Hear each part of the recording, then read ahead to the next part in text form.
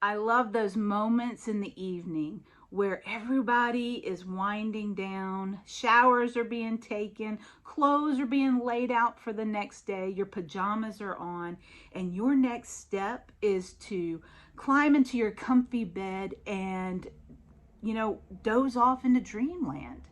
In those moments, oh, it just seems like nothing could go wrong. And then one of your children walk into the room and say something like, I think I hurt my hand and I think I passed out. Well, as parents, you kind of assess the situation, and yeah, their hand was swollen, but when you look further, their chin is gaping open. And so, what's your reaction in that moment? Is it to say, honey, I see that you're hurt, but it's 10:30 at night on a Saturday night, and we have church in the morning, so we've got to get up early. This is really not going to work for us. This is not a good time. Could we schedule this tomorrow afternoon? We may have a few hours where we can squeeze in getting you stitches. Would that work? No, that's not what you say. You jump into action. One parent kind of starts getting the kid ready while the other parent gets them ready because you're on the way to the emergency room. What you've done is you've not said anything, but your parent eyes have met and have agreed that that hole that's in the bottom of that kid's chin is too big for you or a Band-Aid to fix. So we're going to have to get a doctor to look at this. And we probably need to figure out why you passed out. So we get ready and we head to the hospital. We're trying to find a mask on the way because we know we can't get in without one. And when you arrive at the emergency room, you walk in and you're not the only one there. In fact, there's lots of people. They're even on the floor. So what's your response then? Do you look at your child and say, honey, it looks like this is not just a bad time for us.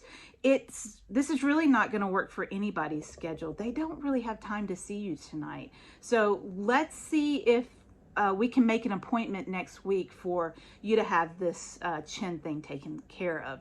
No, you find a plot of land and you sit. And then you text your husband and say, hey, we'll see you next week after we're done waiting. Well, that's what happened this weekend with Brennan, this past weekend with Brennan.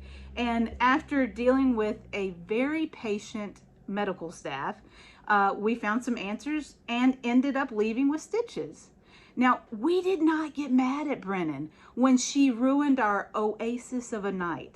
We didn't say, how dare you? No, we didn't do that because we loved her. And as soon as we heard her cry for help, we jumped into action and we wanted to take care of her. Aren't you glad that God treats us the same way? No matter what time of day or night, when we call out to Him in absolute distress, He doesn't say, hey, do you mind calling back during normal office hours and I'll deal with that then? No, in fact, in Psalm 18:6, it says, in my distress, I cried out to the Lord. Yes, I prayed to God for help, and He heard me from His sanctuary. My cries to Him reached His ears. I especially like that part. My cries to Him reached His ears. I'll be honest with you. Brennan said that she cried out for me, and I didn't hear her. But as we're starting this day, let's be thankful that we serve a God that's not like us. When we cry out to Him, He does hear us and He responds. Our cries reach His ears. So be thankful and cry out to Him in whatever distress you find yourself in today. Have a great day.